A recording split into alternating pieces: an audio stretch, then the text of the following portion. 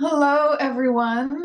I'm Jemana Sophia, which you probably know if you're on this list. I wanted to have some time with you and my dear friend and peer and the mentor, sexuality and intimacy mentor for her mystery school, Deonesea. So as you may know already, we're starting our eighth cycle of the school on September 3rd, which is about a week away. And I wanted to make sure that you all get a chance to meet Deonesea and understand what she offers and what she brings because she's one of our mentors. And the mentorships with the school, I think, are a really important piece of them. The curriculum of the school runs on its own. The mentorships are something that you can add if you want one-on-one companionship and support, maybe particularly around what's actually happening in your world right now or around particular topics. And over the years, it's just proven to be so powerful and meaningful for the women, to really to be going through the school, but to have someone with them as they're actually metabolizing all of that and going through all their initiation. So this is Deonesea. Welcome. Thanks, Deonesea, for joining us. This will be her 7th year mentoring with the school. So I'm really happy for you all to meet her. If you're in the school already, you know Dio already, and especially if you've been around for a while, we have a special little phrase that may go on a bumper sticker at some point or a T-shirt that is, "What would Dio do?" So we all have a particular kind of affection for her light and her levity and her depths.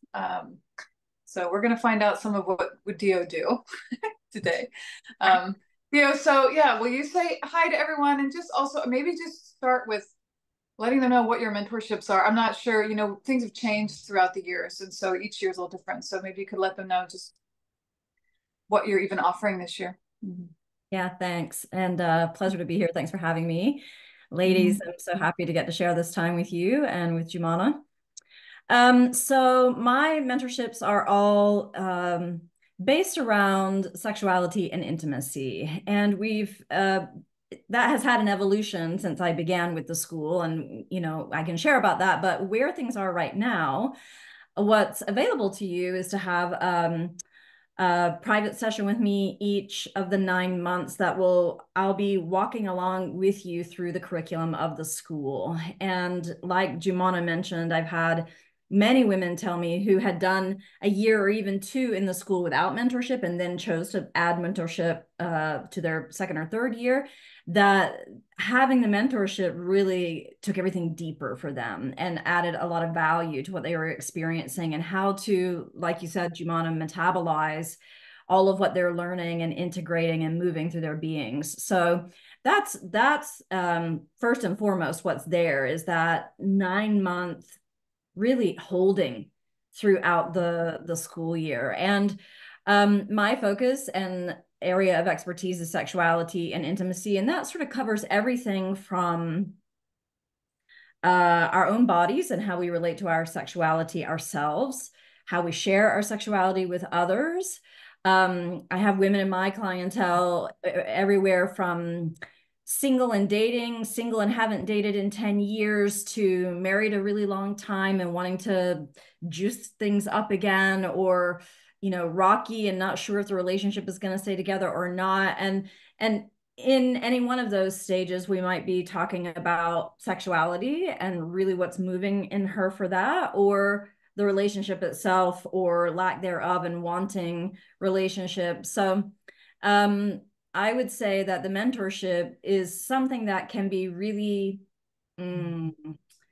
made to fit any woman's journey. So a woman comes and she wants mentorship and she's got something going on in her world around her sexuality, which could be body image issues, trauma from the past, desiring something more and not quite knowing how to get there, relationships, patterns that keep playing out, patterns she'd like to undo, wanting to be able to take a relationship, either a new one or an existing one, to a next level beyond where she's been before.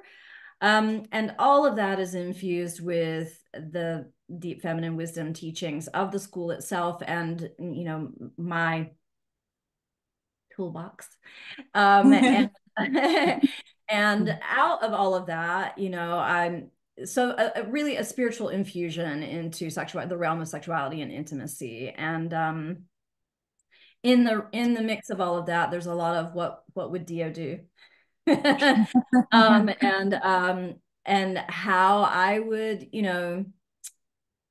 help women sort of recontextualize things, shift perspective around things, learn new skills and techniques and ways of thinking that really help a woman sink more deeply into her feminine essence self, specifically around her sexuality, her body, and intimacy.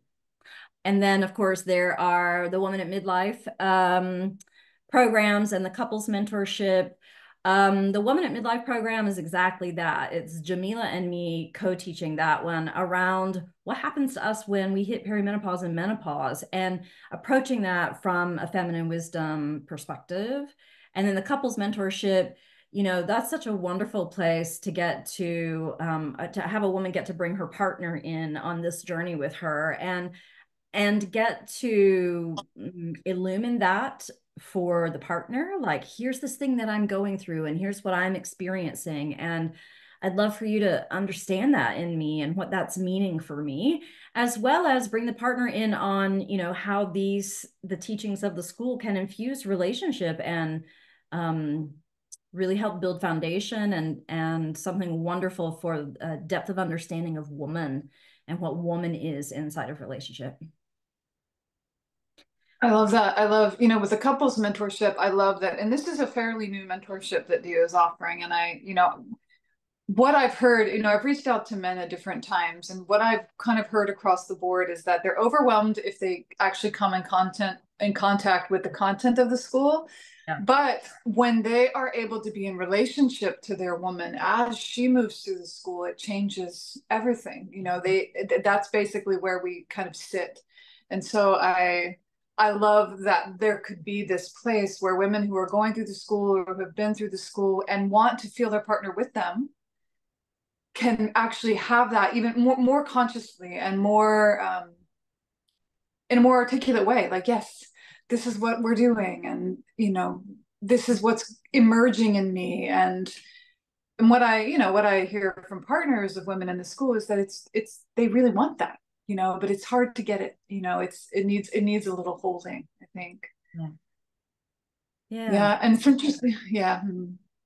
Well, and when you were talking about your one-on-one mentorships, I was thinking to myself, so in the school we go, we touch on all sorts of terrains throughout the 9 months, and we have all of it indirectly relates to sexuality and how you hold yourself and how you are with your being as a woman.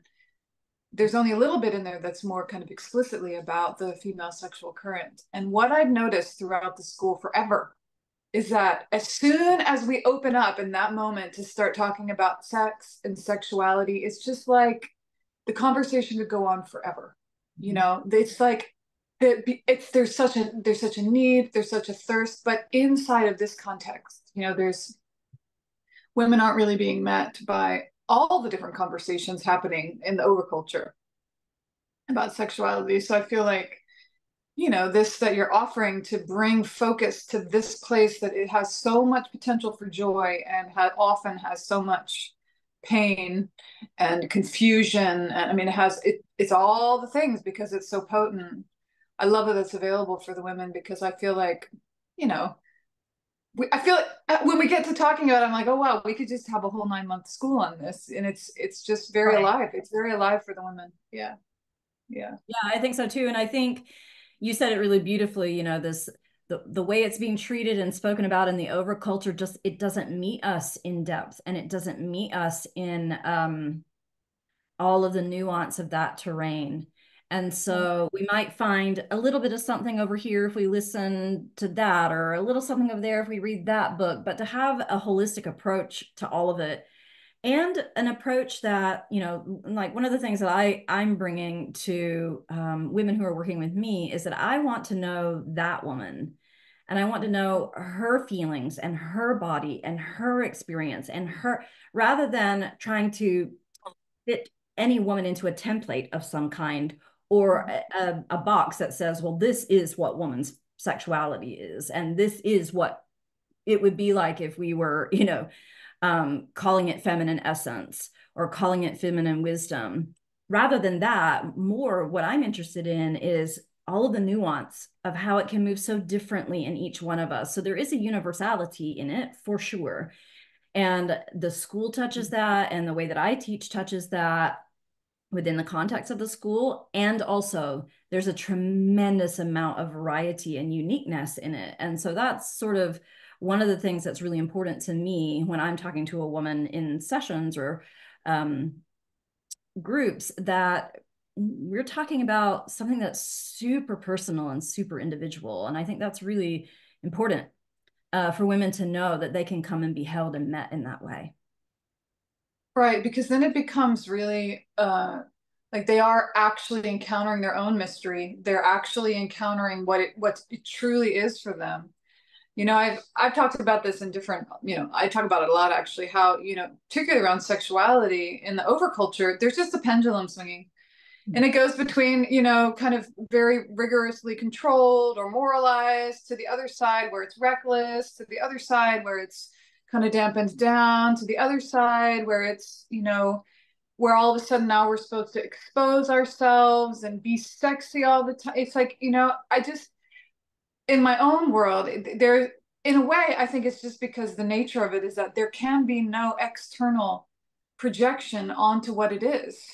If you really, and I feel like that's part of what you're really walking women through, and it tailors with the school, because this is the whole approach of the school. It's like, no, how about you actually let go of all that? Because no matter what it is, no matter how good the picture is or how juicy the invitation, whatever it is, it doesn't matter, because unless it's coming from you, it's not yours. That's And right. so to really be able to, I think for me, that would be what a deep feminine sexuality is. It doesn't particularly look like anything, but it can be whatever it is in the full range of what it is. And I would be interested, I feel like you've spoken to it a little bit, but in terms of, I feel like there's a lot out there in the realm of women's sexuality and intimacy and all of this. But I feel like you have a particular approach. And how would you kind of explain how your approach differs a little bit with, I think, a lot of what is out there right now? Mm-hmm, mm-hmm. Yeah, I mean, I think one of the things that I really bring that I see held differently in other realms that I'm sort of always watching what are other people doing and wanting to stay really current with how are we learning and how are we growing as a womanhood in this realm and what we're learning about ourselves around this topic. And um, for me, one of the things that I really hold is that there isn't any right or wrong in it. And what I am interested in is beyond that. I'm interested in what's genuine and authentic for each one of us, and however that wants to express. And whatever we discover is the truth for us, then how are we going to hold that, be that, express that, and share that in a way that's healthy? And healthy in my world is it's good for me and it's good for everybody else involved, and it's all consensual. So anything that falls into that doesn't, whether we want to talk about polyamory or monogamy or this training or this school of thought is less important to me.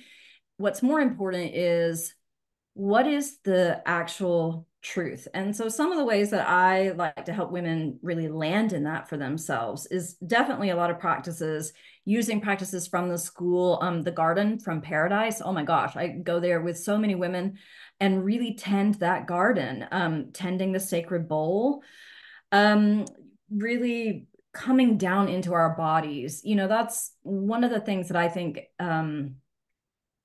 is a beautiful part of the evolution that is happening in the larger conversation about this, is that how do we get in our bodies? How do we feel what's happening in here rather than be in our heads about what we should look like, what we should be doing, what it should feel like, how come I don't have a, haven't I had a, why haven't, like all of that kind of stuff.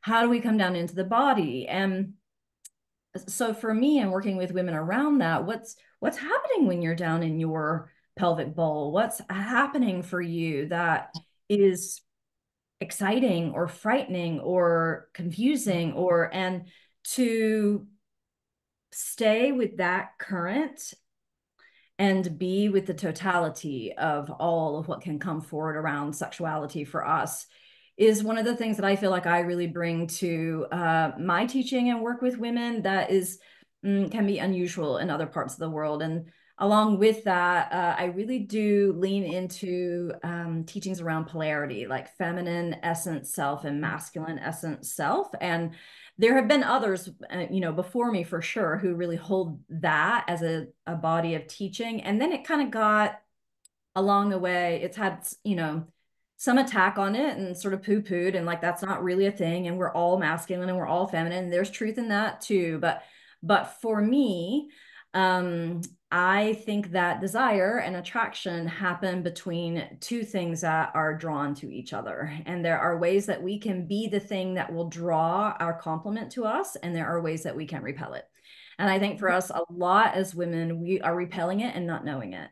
And so when we learn how to come around into owning that polarity in a way that's healthy, and that's true for us, then we can move into the kinds of experiences that we long to have. So I feel that the way that I hold those things together and stay present with the current of whatever is in front of me is how I work and how I think I really can bring benefit to women in a different way than other people who work in my field. Right. Both of those things, the polarity piece and then also just the deep authenticity piece, to me, it speaks to this need that I think obviously it's part of why this is all happening within the body of the school and why it's so resonant is like, it really needs to be ours. Like, I feel like one of your gifts is that you're really on the current of your sexual force. And it's not, that is just a different thing because there's a wildness there, but it's not the kind of wildness we see in culture. It's the emotion, it's the soul, it's the surrender, it's the closing down. It's like all of it, it really is a wild creature, which means that the approach to that wild creature to really know it and know it as our own is a very specific approach. Mm-hmm. And it's the same with the polarity. I like what you said about how we can sit in a way that either draws in or repels that which we desire. I mean, I feel like that's just kind of a law, Yeah. but but I don't think that what that asks is a willingness to be honest and to re-examine how we're sitting inside of ourselves. And there's that double-edged sword. And I feel like, over the time, these years in the school, and seeing you work with women, I feel like you do a really good job of holding both the nurturance and the invitation and all that, but also this edge.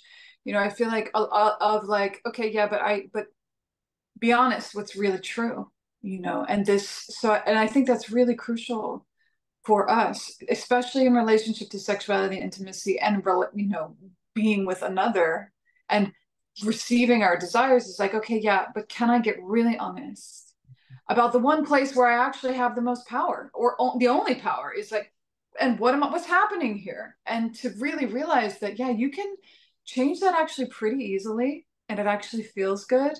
And then the world comes in, that which is for you will come to you. And that there are, this is the deep feminine wisdom stream. There's so much, I think that both you and I, we've been in all this work for decades now. So it's like, when I say there's a deep feminine wisdom stream, I feel like I can I can say that because I've been watching it now for decades. I've been watching it in other women, and it's like, right. And there are all these skillful means in there, these really important things to know that actually open us, that are here. They're just often hidden. So I really appreciate that you bring that. And I mean, I think part of why it's so important is not only is it so like fascinating to everybody because everybody's fascinated with but it is a place of such pain, and I think that's the other piece is like, that there's so much promise there, and much of the time it's very it's held with a lot of pain. And I feel like some of the women who, maybe many of the women who are going to come to you for mentorship, it's to be guided through some kind of something that they're facing in themselves, in their past, in their relationship.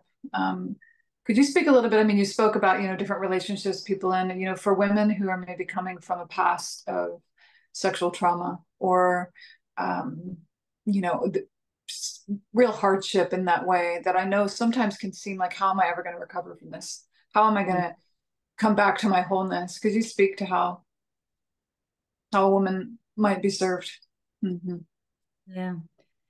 Yeah, I do work a lot with women who have sexual trauma in their past. And as painful a place as that is, one of the things that I think for women who have that in their journey, what they often find is that, okay, there's healing available and there's therapy available and you can do these things, but what they don't often find is, hey, you can live beyond this.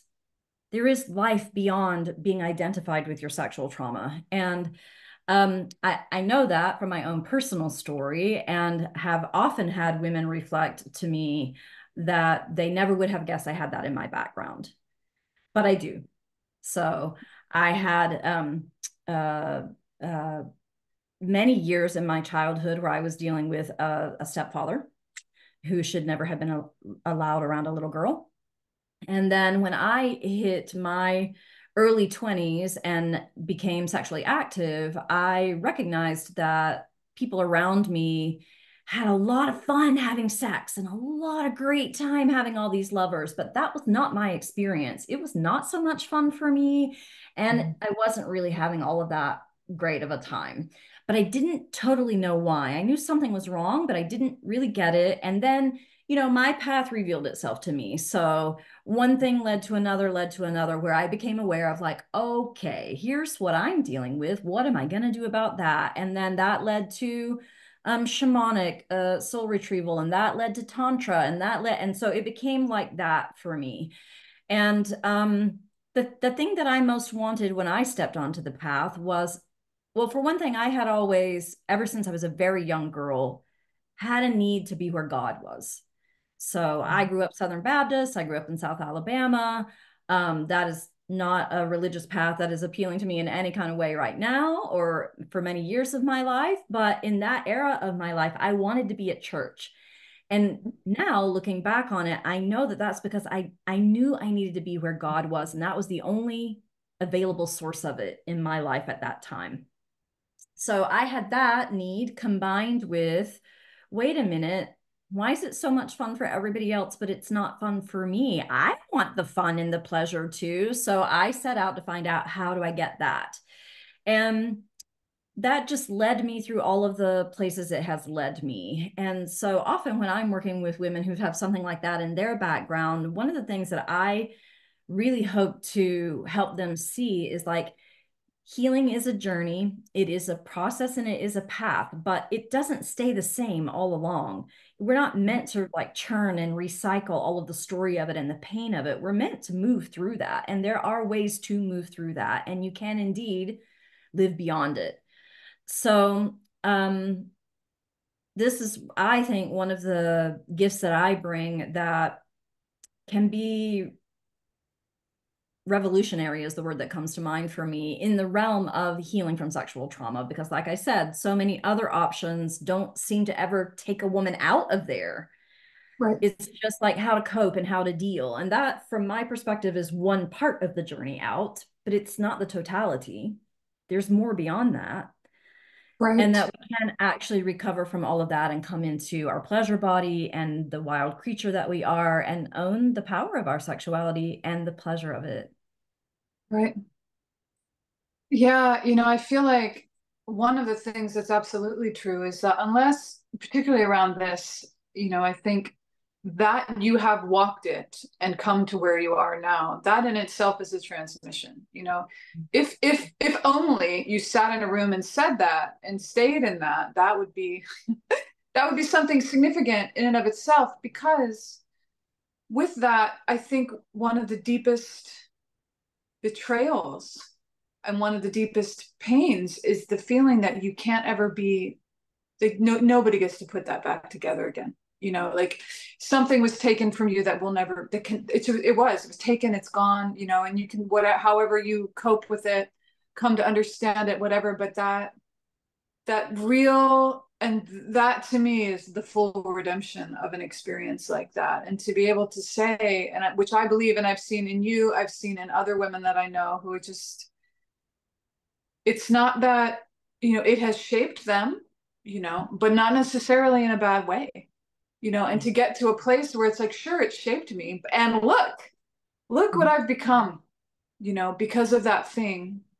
And just to remember that, yeah, that nothing can break you.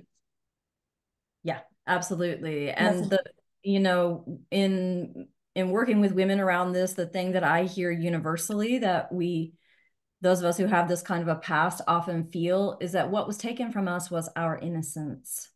Yeah. Yeah. And what I know to be true is that nobody can ever take that from us because it is a state of being. Yeah. And there was something else that was taken, but it's not that. And we can, in fact, reinstate that state of being. We can own it. We can have it. We can be in playful, joyful innocence. And one of the things that happens for a lot of women in recovery from sexual trauma, whether it's childhood or later in life, is that we learn to take our power back. Because in the experience of it and the shame that follows, we think it was our fault and we perceive the other as being more powerful than we are. That's why they were able to do damage to us. Right. But in fact, none of that is true. We can empower ourselves. We can feel our own power again, and we can come to see how small a person has to be to inflict harm on another person like that. Right. We are so much bigger than they are. Right. Yeah. Right. Yeah, And that, blessed. yeah. Yeah. And there's just the power of our womb, the power of our pelvic bowl, the power of our body, the power we carry for birth and life and perpetuation of species. Like there is no power like that. No. And when Well, we, and it's innate. It's God yeah, given to right. womankind. Yeah. Yeah, I think that when I'm present to that whole kind of journey through life, it feels like there are so many things that come together to repair, therapy and certain, more positive relationships, whatever, what tantra, whatever, all these different things. And this piece though of like, and there you literally can restore your virginity. It's not a therapy, it's not an idea, it's not something you even effort to do. It's just a way of returning to your own incorruptible state. And I feel like that's one of the things the deep feminine wisdom stream holds, that is part of its mystery, part of its secret, which is that, yeah, you can actually restore virginity. That's a thing. Mhm. That's like a real thing. It's not made up.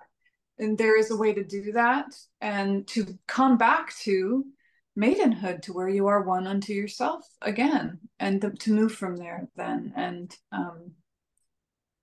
Yeah.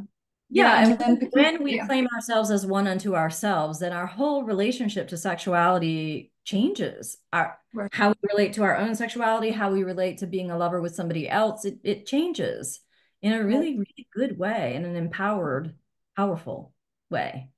Right.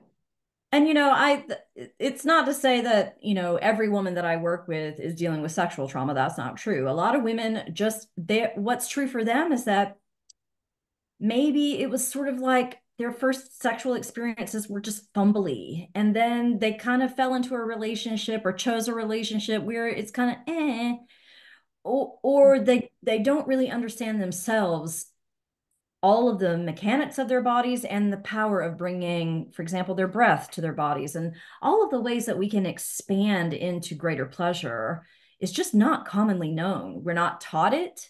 We're not, I mean, what we're shown, in fact, is like sort of the opposite of that, right? Be available for a man's sexual pleasure, experience pleasure or the idea of pleasure through how you're presented to a man. Right. It's an interesting sort of mind bend kind of a thing, right? It isn't actually the truth of how we can get into our bodies and experience pleasure. Right. Right. It's a very different thing to like own your power and your sexuality in that way than it is to own it as, I've learned to be really good at presenting it, Uh-huh. you know. That's right. Mhm. And we've talked about this before. It's just that, I think part of why it can be intimidating to go there, especially if that just hasn't been opened yet. Partly female sexuality just deepens forever anyway. There's Yeah. never a moment at which we hit the end. And I think Yeah. that's one thing you just know about it. But, there are times in life for, like you were saying, for whatever reason, we really recognize that we've definitely not even scratched the surface. There's so much more. And not only is there a vulnerability in that recognition, but also I think there's a deep knowing in there that is like, yeah, well, that's because you start to encounter that in any real way, it's going to start to annihilate certain aspects of you. You're actually really not going to be in control because that's the way that works. Yep. And that's how you get to surrender. But I feel like maybe this comes into play too with more your intimacy and in the relationship piece. Is that all right?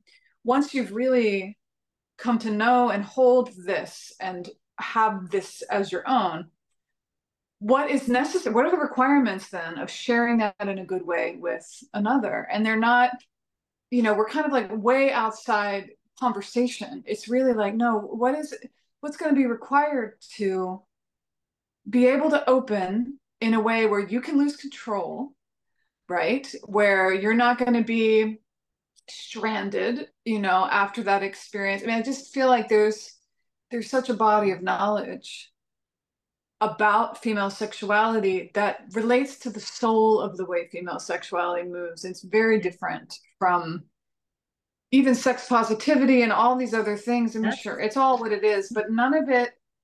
It's a very different creature when you touch your sexuality and it's unified somehow with your soul and your heart and your connection to God. And I Yeah. feel like that's ultimately part of what we're talking about here, is that this is a power, Yeah. right? Yeah. Yeah. Yeah. That's right. Beautifully said. And I mean, it's interesting in the beginning of being a mentor with mentorships at the school, I had two separate tracks of mentorship, right? There was Aphrodite's Ecstasy, which is all about your body and your sexuality, and there was Alchemy of Intimacy, which is all about, relationships with other.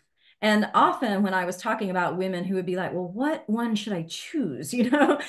I would describe them as being something that's, actually makes like a figure eight. Like they're not really separable. They're not separate Right. things because once we own our sexuality, we sort of naturally want to flow it with somebody else. And when we're in relationship, we naturally want to have a beautiful sexuality there. So over time and where things are now, there's so much of a way in which all of that has become like a sort of multifaceted gem that is mentorship and with the, like I said earlier, sort of spiritual flow in there. And from my perspective, the way that we have all of that amazing, incredible experience of our own sexuality and open up into it and then share it with somebody else in a way that now we're in the realm of intimacy with another is first and foremost how we choose the other that we're going to share with.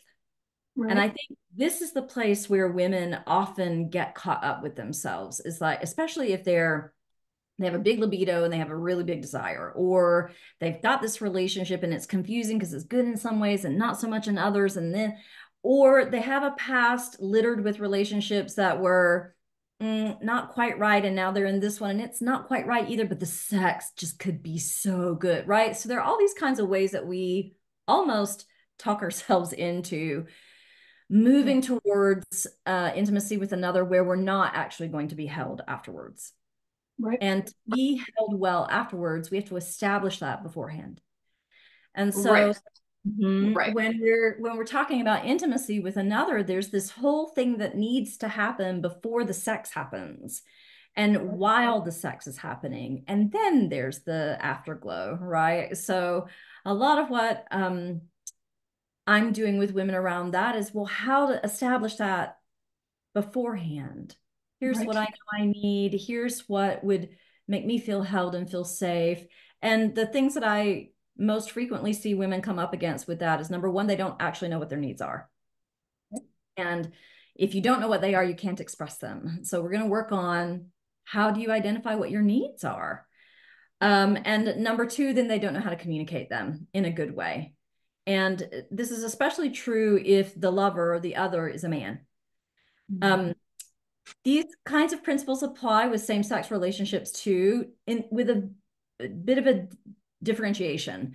But just to speak a bit about, a woman with a man, then what we're dealing with is that a man's brain is different, how they think and feel about sexuality and relationships is different, and they're meant to be complementary.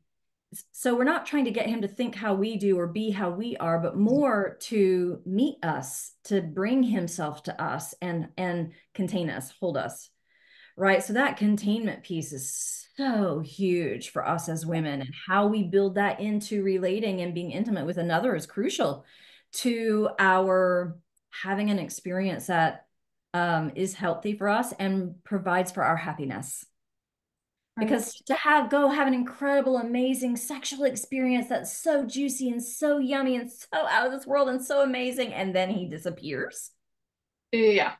Ah, that is not Right. fun, happy, and healthy, right? So how do No. we not do that? And instead we can, to the best of our ability, because it's always a risk when we're dealing with another human being, because they're a world inside of themselves like we're a world inside of ourselves. But how can we create containment that works for us before we deepen into vulnerability that reveals us? Right. We talk about it in the school sometimes about thresholds. Like, just can we? This was a realization I made about myself at a certain point. I was like, damn, I don't stop at a single threshold. I just like I rush over every single threshold Yeah. because and then there's disaster afterward. There's pain. There's and it's like I remember when I finally started to understand. It's like, okay, come to there. Like, actually feel these thresholds, which to me are like, all right, there's something. It was a sensitization, right? Yeah. And it is, a lot of the women who sensitization to ourselves, right? And a lot of the women who are in this school, they do hold this. There's a common need, and it's like I need to remember how to hold myself as sacred. I need to feel like, there's a repair that many women are searching for, which isn't on the surface. It's a deep thing of, hey, like, I really want to know that I could trust myself with this life. I really want to know that, like, no, I do respect myself, and it's not an idea. It's like it is actually, but I don't know what that means. I think that and I mean, I still encounter that. It's like when you were talking about what are your needs. I don't know how many times a day, well, enough, where I'm like, oh, God, I don't even know what I need. I don't, and so there's just such I have a respect for it, and I feel like there's this kind of fine line to walk where it's like, okay, I'm going to learn how to hold thresholds and how to know what my requirements really are. And I'm going to do that. And I'm going to hold a very gentle, touch around how confusing this terrain is, how much Yeah. there is to learn that you can only learn often by experience. Yeah. I feel like a lot of the repair that happens around sexuality and intimacy is just realizing that, like, hey, ladies, this is how it gets done. How was Mhm. it supposed to go? Were you supposed to get it right? Did anybody really tell you?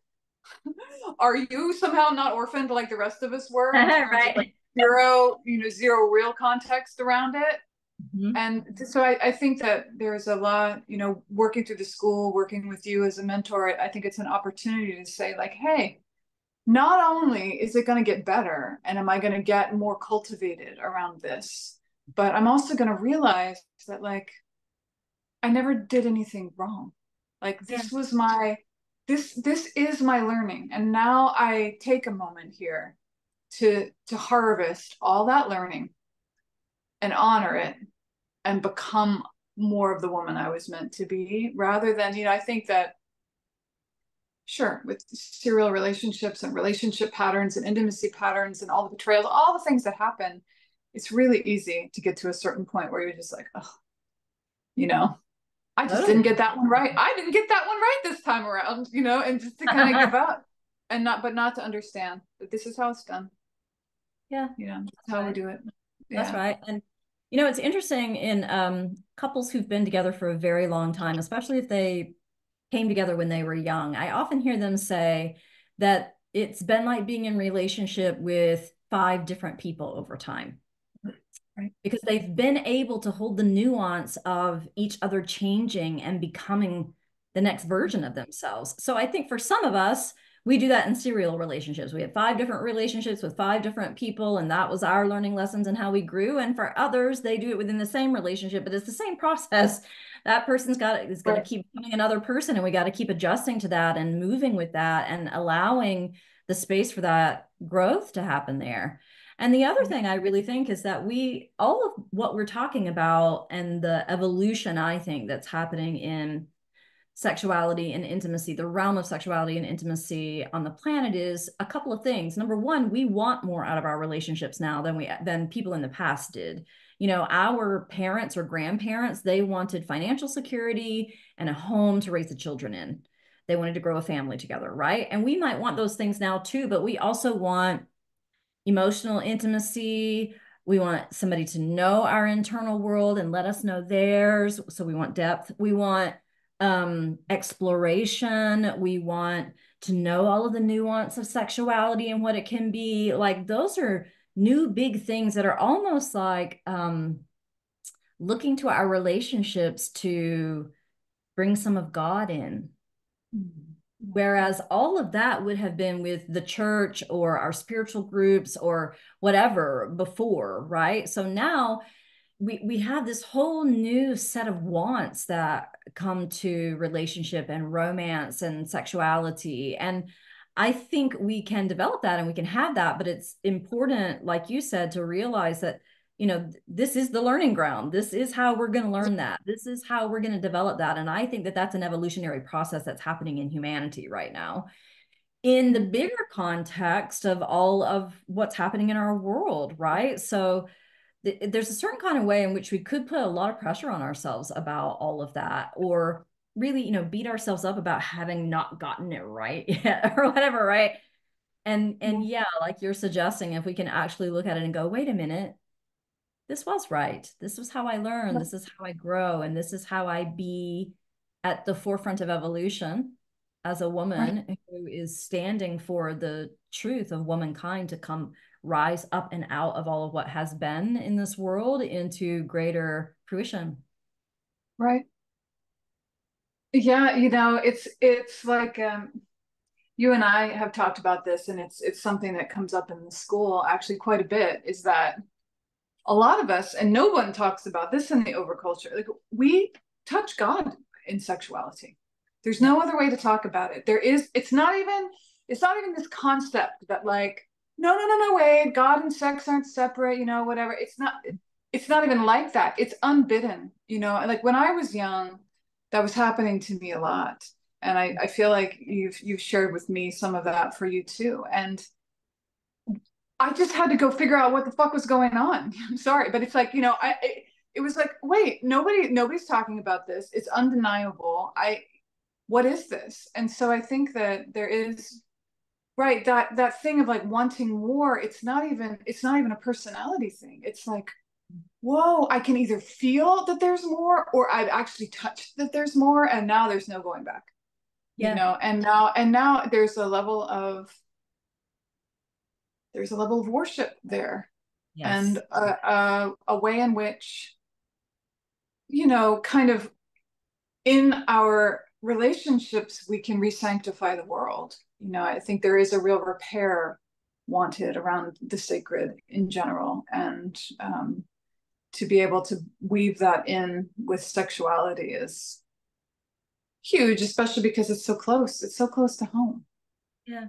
Yeah. Yeah. Yeah. That I think Taoism speaks really beautifully to that, and that I think one of the major damages that has been done to humanity through patriarchy is the separation of sex from spirit. And I think Mhm. that for those of us who that happens for us naturally, or we somehow happened into it, or we're sensitive enough to have felt it somewhere along the way, we know inherently that those two things are not separate.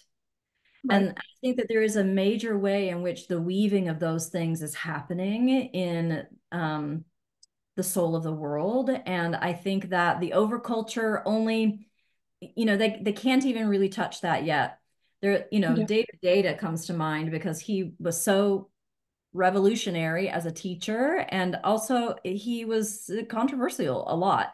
And one of his, sort of things that he says in teaching men is that in learning to control their masculinity and their sexuality, they have the capacity to fuck a woman open to God.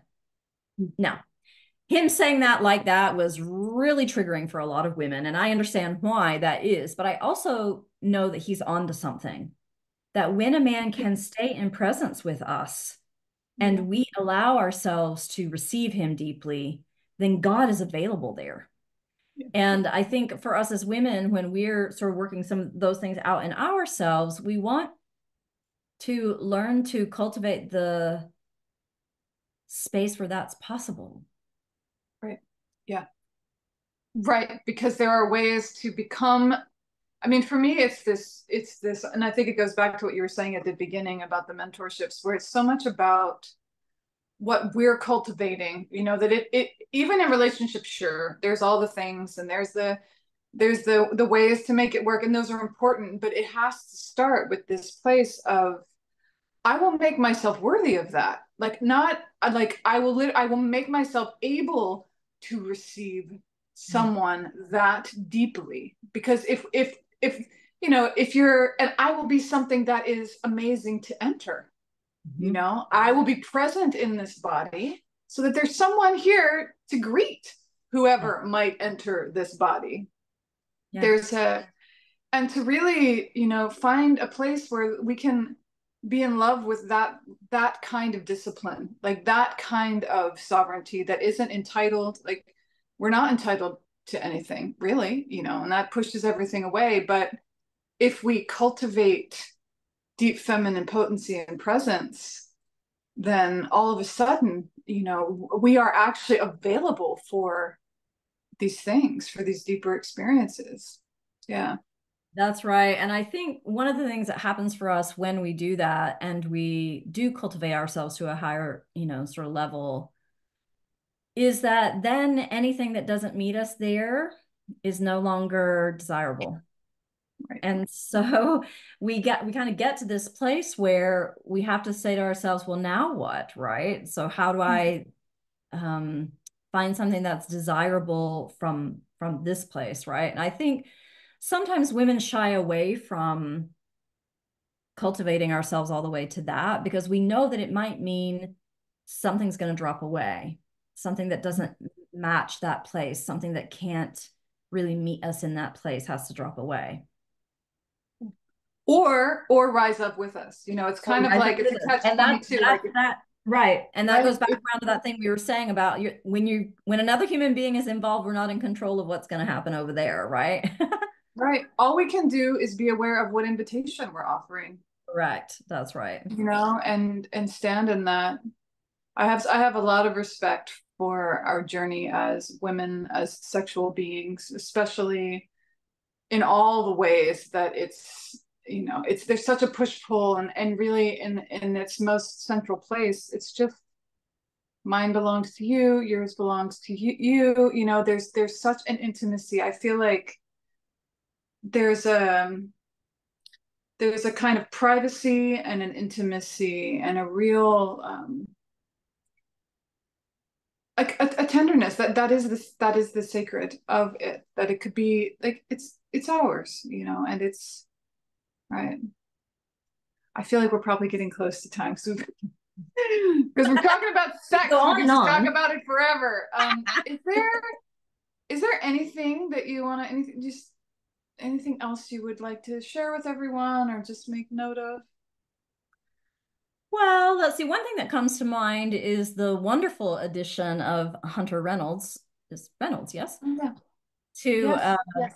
Mystery School as the in-house astrologer. And Yeah. He and I did a beautiful offering a couple of years ago in which a woman would have Yeah. a relationship reading with him and then have a session with me afterwards to look at how to put things into place or move things that need to move or develop things that need to be developed for that, for what he's reading in her chart as, you know, her destiny path, which he's so brilliant at. And then I come in and help her see, well, here's how you can implement those things, or here's how you can move towards that, or here's how you can develop more of that. So I love it that that's sort of in the field again, is that possibility of having that beautiful synchronistic kind of approach to your relationships. So I did Yeah. want to that. That's exciting Yeah, to that's on the website, you guys. So if you go to the website now, there's an astrology link, and you can go to Astrology of Love and Longing. I know, I was so stoked about that. I was like, oh, that is a dynamic duo. I feel like I might have even been part of brainstorming that at some point because I had a reading with Hunter where That's he right. just like nailed it, and I was like, oh my God, like that's exactly what is going on here, but from this real, oh, this is how I'm made. And I was like, yeah, but then how could a woman actually integrate them, you Mm-hmm. know, and take that and then actually move it. So yeah, okay. That's an awesome Yeah. astrology of love and longing is what that's called. Yeah. Yeah. Yeah. Also, I would say it's not too late to come to Greece with me if you're feeling called. We have a couple spaces left. We're doing pilgrimage to Greece in October. We'll be looking more towards Athena and the snake priestess of Knossos during that retreat. So less about sexuality and intimacy per se, but definitely about our personal power and our female power. So Well, there's that, and that's on the website too. nice. Yeah. Yeah. So yeah, I don't know especially if you're just meeting Deonesea for the first time, she's like our kind of global traveler. And so holds retreats at different places. And that's also on the website. More information about the pilgrimage to Greece in October is on the website. Yeah. Yeah. Yeah. Yeah. So I think maybe lastly, I would say that speaking of readings with Hunter, in my reading with Hunter, the first thing he said to me before we barely said anything other than our names was, you would do well in a field where you're working with women, kind of like something like a psychologist, but where you understand the psyche of women and you lead them on journeys and you teach them how to be more in their feminine. I was like, did Jumana tell you that? And he said, no, I'm just looking at your chart. And I was like, what? That is exactly what I do. He said, then you, my dear, are living your Dharma path. So Right. that's maybe the last thing I would say is that this is my passion and my purpose and my Dharma is to be with women in this way and help them develop the things that they want for their lives, for their happiness. I feel that the more of us are really anchored in our femininity and our essence selves, and the more of us are enjoying beautiful, intimate relationships, the better our world is. And that's how I feel like I can come in and contribute to that, and would be happy to walk any one of those journeys with any of you who are feeling drawn. Thanks, Dio. If you guys, if you go to the website, you can book a discovery call, a free 20-minute discovery call with Dionysia. So, if you're drawn to the school, drawn to mentorship, drawn to the astrology of love and longing, the pilgrimage, whatever, you can you can have more contact and more of a sense of the way that you two might work together. Really easy to find us, hermysteryschool.com. Um, well, thank you, Deonesea, so much. So grateful Mm. for you. So grateful for your presence in my life and also in the lives of all these women. I know it's always a relief to kind of feel the need and feel all that's there and know that I can't really answer it, but to know that it's like, yeah, but Dio's got it. We're many fingers of the same hand. So, yeah. Yeah. All right. Oh, thanks so much. Thanks, Dio. Yeah. Yeah. Thanks, Dio. And thank you, everyone, for spending some time with us.